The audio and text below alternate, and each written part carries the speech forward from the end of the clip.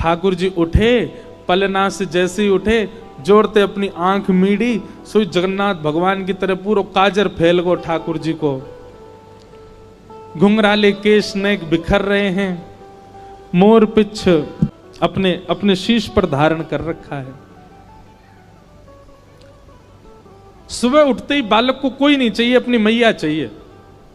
मैया कहाँ है, मैया पास जाऊंगो, मैया पास जाऊंगो। यशोदा मैया दही बिलो रही है। ठाकुर जी गए और ऐसे दही बिलोती भाई यशोदा मैया के दोनों भुजान के नीचे से भीतर आए और सामने आके मैया के आगे खड़े है गए। आंखन को काजर फैल गयो है, सो के उठे, आंख भी खुले ही नहीं रही हैं, केश पूरे घुंघराले मुख पर आ रहे हैं ठाकुर जी के। और मैया से कह रहे, मैया जे बता, तो को दूध ज्यादा प्यारो है कि तेरो पूत प्यारो है, बता। मैया बोली, लाला तू भी सवेरे सवेरे उठ के कैसी बात न करो करे, चल हट जा, मुझको दही बिलोन दे। ना है मैया, पहले बता तू को दूध प्यारो कि पूत। मैया बोली, मोए तो मेरो पूत प्यारो है, दूध काई को प्यारो होगो। अच्छा मैया, तो फिर एक काम कर, मैं तो बहुत प्यारो लगूं ना। बोले हाँ, अपनी गोद में लिटाए के मुंह को अपना दूध पिवाए दे। मैया मुंह को बहुत जोर की भूख लगी है, मुंह को दूध पिवाए दे। यशोदा मैया तुरंत ठाकुर जी को अपनी गोद में लिया और मैया को ठाकुर जी दूध पी रहे हैं और मैया दही भी बिलोती जा रही है। यहां ठाकुर जी जैसे मैया का दूध पीने लगे, सामने चूल्हे पर अंगीठी पर गैया का दूध उबल रहा था। संपूर्ण दूध उबल करके उफन करके बाहर आने लगा, स्वयं को जलाने लगा, नष्ट करने लगा। यशोदा मैया यहां दही बिलो रही और मैया ने जैसे ही देखी कि दूर दूध उफन करके बाहर आ रहे हो, सो मैया ने विचार किया, अरे ये तो सवरो दूध जर जाएगा। तुरंत मैया ने गोद में बैठे ठाकुर जी को नीचे पटका, दूध संभालने चली गई।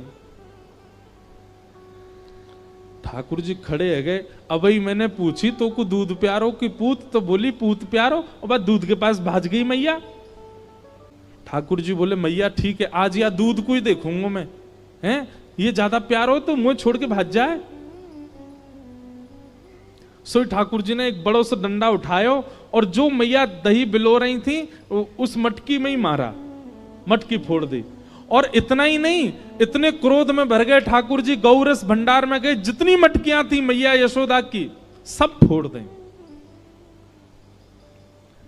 यशोदा मैया ने दूध संभाला और संभाल करके पीछे मुड़ करके देखा तो मां दही की हंडी फूटी पड़ी है और सबरे मटका फूट रहे हैं और लाला उछल उछल करके सबरे मटकान को फूट तो जा रहा है। यशोदा मैया बोली, लाला बिगड़ गयो, आज मैंने लाला को यदि दंड नहीं दियो तो बहुत बिगड़ जाएगा। यशोदा मैया ने तुरंत अपनो पल्लू खोस करके और एक छड़ी उठाई, बोले रुक जा दारी के तो बताऊं मैं। और मैया जैसी छड़ी लेकर के भागी हैं पीछे, आगे आगे ठाकुर जी भाग रहे हैं चौकड़ी मार करके, और मतलब ऐसे भाग रहे हैं मानो जैसे पीछे कोई शेर पड़ गयो हो। अब यशोदा मैया तो बेचारी 80 बरस की, फिर भी पीछे दौड़ रही हैं और ठाकुर जी चौकड़ी मार के यहां थे वहां कूदते कादते भय दौड़ रहे हैं। थोड़ी दूर पहुंचे होंगे कि यशोदा मैया तो थक गई और बीच रास्ता में बैठ गई, जोर जोर से सांस लेने लगी, अपने पसीना पहुंचने लगी। इतने में ठाकुर जी ने पीछे मुड़ के देखी और पीछे मुड़ करके देखी यशोदा मैया बैठ गई, एक वृक्ष की आड़ में चले गए और वहीं से कह रहे, मैया का भयो, तू भाग क्यों ना रही मेरे पीछे। यशोदा मैया बोली, लाला मैं थक गई हूं ना, अब बूढ़ो बड़ो शरीर है, तू इतना दौड़ावे मुंह को, अब मैं हार गई हूं। ठाकुर जी बोले, मैया, ठाकुर जी को चिंता हो रही है मैया की, मैया तेरी हार कैसे दूर होएगी। यशोदा मैया बोली, अच्छा सीधे कितने ठाकुर जी।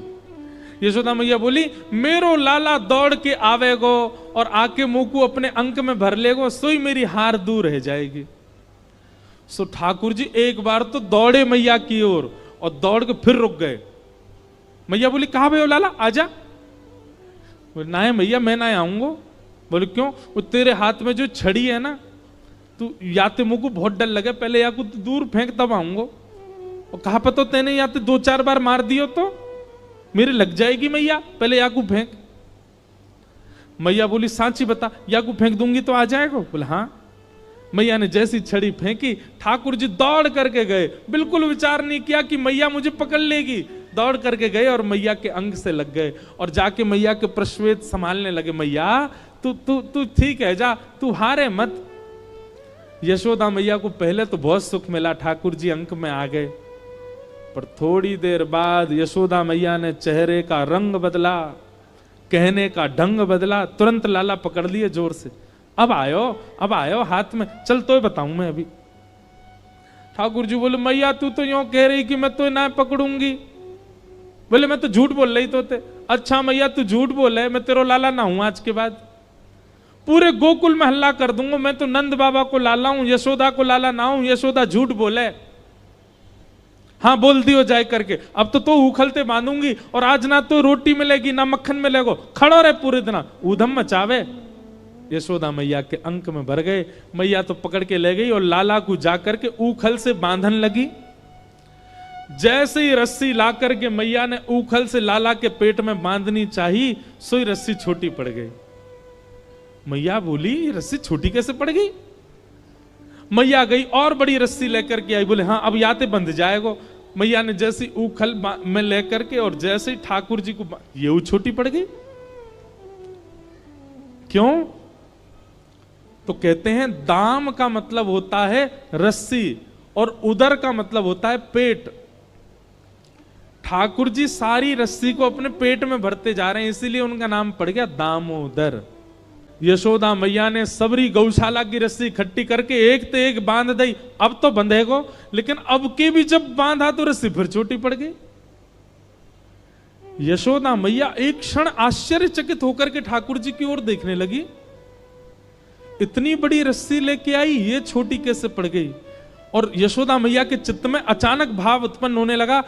गर्गाचार्य जी कह के गए थे नारायण समो गुण, पर कहीं ये नारायण ही तो नहीं है, क्योंकि परमात्मा ही किसी बंधन में नहीं आ सकता। सामने खड़े भगवान ने जैसे ही देखा कि मैया मुंह को भगवान मान रही है, सोई ठाकुर जी ने कही मैया और कितनी जोर से बांधेगी, देख मैं तो बंध गो। तभी मैया देखती है कि वो रस्सी पूरी बंध गई और गांठ लग गई ठाकुर जी को, बंध गए ठाकुर जी।